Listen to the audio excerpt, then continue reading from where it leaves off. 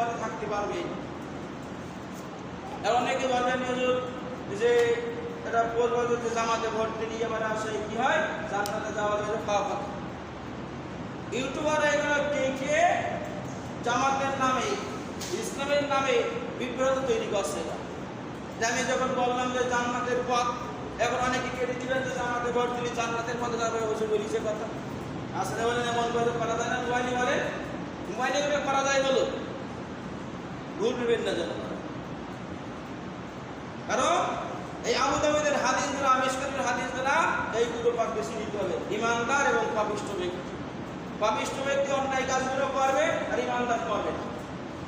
কারণ ইমানদার একটা কথা বললে ভেবে বলে, সে চায়, কারণ বিষ্ণু বলেছেন ওই ব্যক্তি প্রকৃতি মুসলমান নয়, আমার উম্মত নয়, যে ব্যক্তির হাত এবং মুখ দ্বারা অন্য ব্যক্তি, অন্য মুসলমান কষ্ট পায়। কি বললাম বলেন?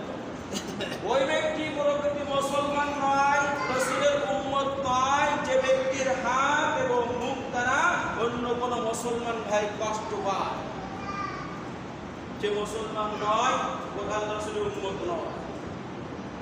তাহলে আমার হাত দেখে কষ্ট দেওয়া যাবে বলেন? যাবে। মুখ দেখে কষ্ট দেওয়া যাবে?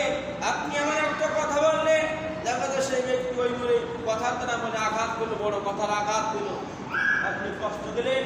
ওই অবস্থায় যদি আপনি মারা যাই, আপনি জাহান্নামে চলে যাব। কারণ বান্দার আদালত ধরা খেয়ে যাব।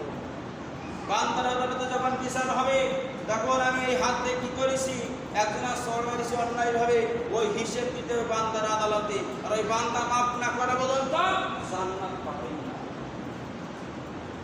তখন আপনার নেকিগুলো তার দেওয়া, আপনার যে নেকি অর্জন করেছেন সেইগুলো তার দেওয়া লাগবে। দ্বিতীয় দেখা যায় আপনি শূন্য হয়ে গেলেন। কারণ বিষ্ণু বসে আছেন মসজিদে নববীতে, রাসূল সাল্লাল্লাহু আলাইহি ওয়াসাল্লাম বললেন যে কারা উম্মাত, কারা দৌলিয়া।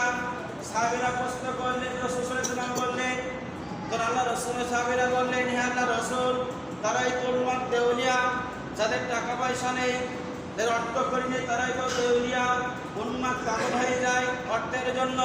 তখন বিষ্ণু বললেন, না, ওই ব্যক্তি দেউলিয়া উন্মাদ নয়। হাসরের ময়দানে ওই ব্যক্তি দেউলিয়া হবে, উন্মাদ হবে, পাগল হয়ে যাবে হাসরের ময়দানে। তারা যারা দুনিয়াতে মানুষকে অন্যায়ভাবে চড় মেরেছে, অন্যায়ভাবে আঘাত করেছে, অন্যায়ভাবে অন্যের জমিগুলো দখল করে নিয়েছে, যখন কিয়ামতের ময়দানে আল্লাহর আদালতে যখন বিচার হয়ে যাবে, তখন ওই ব্যক্তির হিসাব নেওয়া হবে, তুই কেন